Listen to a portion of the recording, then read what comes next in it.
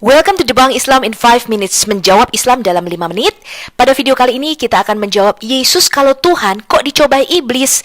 Kita mencoba membaca Matius 4 dan Lukas 4. Apa artinya? Kalau Anda membaca kisah Kejadian 3, yaitu kejatuhan Adam yang pertama, kalau Anda membacanya dari dimensi manusia, maka Anda hanya membaca kisah mengenai Adam dicobai iblis dalam bentuk ular. Tetapi kalau Anda membaca dari dimensinya Allah atau dimensi roh, maka Anda akan melihat ini adalah peperangan rohani Adam dan iblis yang pertama. Adam dicobai iblis di dalam bentuk ular, ini bicara mengenai peperangan rohani. Dan di dalam taman di Eden, Adam kalah 0-3. Sehingga manusia kehilangan dominion, otoritas atau kerajaan atas bumi. Bersamaan dengan jatuhnya Adam, maka dosa, kutuk, sakit, penyakit, penderitaan, susah payah, kematian masuk ke dalam dunia. Yesus harus mengambil kembali apa yang sudah dihilangkan oleh Adam yang pertama. Itulah sebabnya Sang Firman Allah itu nuzul menjadi Adam atau manusia yang sempurna. Di dalam 1 Korintus 15 ayat 45 kita baca, seperti ada tertulis, manusia pertama Adam menjadi makhluk yang hidup. Tetapi Adam yang terakhir atau Adam yang kedua, yaitu Yesus Kristus, menjadi roh yang menghidupkan. Jadi Adam adalah tipologi daripada Yesus Kristus. Lalu apa yang sebenarnya terjadi di dalam Matius 4 ayat 1-11 dan Lukas 4 ayat 1-13?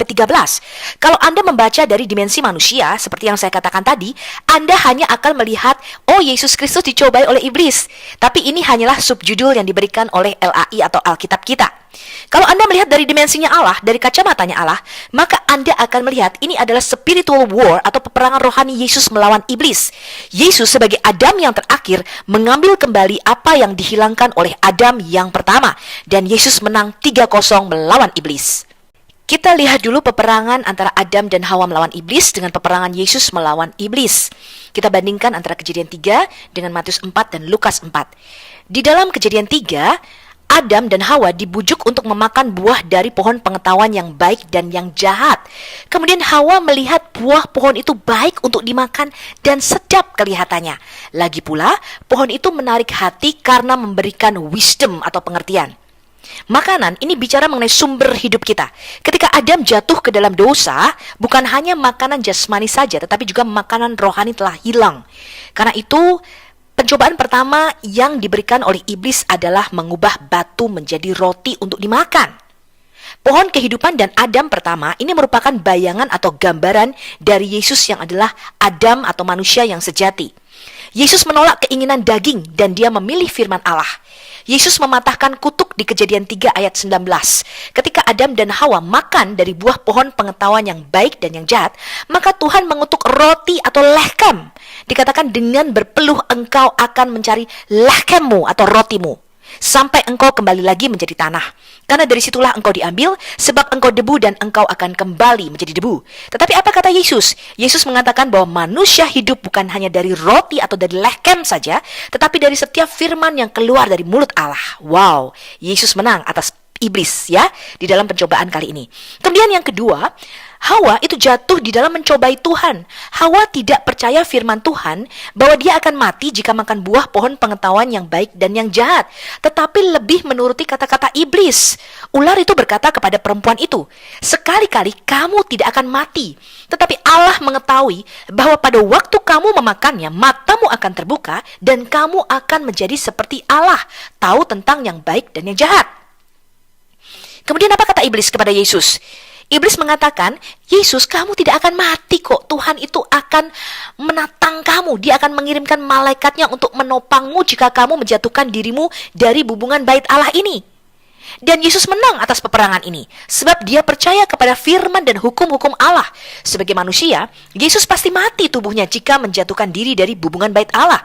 Dan Yesus berkata kepada iblis, jangan engkau mencobai Tuhan Allahmu. Kemudian yang ketiga, Adam dan Hawa mau menjadi sama seperti Allah di sorga dan tidak mau tunduk pada pemerintahan sorgawi. Ya, iblis mengatakan di sini kamu akan menjadi seperti Allah, matamu akan terbuka dan kamu akan menjadi sama seperti Allah, kata iblis. Ya, dan pencobaan yang ketiga, kalau kita bandingkan dengan apa yang iblis katakan kepada Yesus, iblis mengatakan apa? Dia menunjukkan semua kerajaan di dunia ini yang telah diberikan kepada iblis dengan cuma-cuma. Kapan kerajaan di dunia ini diberikan kepada iblis? Ketika Adam yang pertama kalah di dalam pencobaan di dalam taman di Eden, maka semua kerajaan itu diberikan kepada iblis. Iblis berkata kepada Yesus, "Kalau engkau sujud menyembah kepadaku, maka semua kerajaan di dunia ini akan kuberikan kepadamu, sebab semuanya itu telah diberikan kepadaku dengan cuma-cuma." Dan Yesus menang. Yesus mau merendahkan dirinya dan dia tidak mau sujud kepada iblis. Yesus tidak silau dengan kerajaan duniawi. Dia adalah raja yang sejati. Yesus sebagai Adam yang sejati memberikan teladan kepada kita, teman-teman, untuk mengalahkan iblis. Rasul Yohanes mengatakan kepada kita di dalam 1 Yohanes 2 ayat 16, "Sebab semua yang ada di dalam dunia, yaitu keinginan daging dan keinginan mata, serta keangkuhan hidup, bukanlah berasal dari Bapa, melainkan dari dunia." Itulah sebabnya Yesus Kristus merupakan teladan dan junjungan kita. Sampai jumpa pada video berikutnya. Shalom.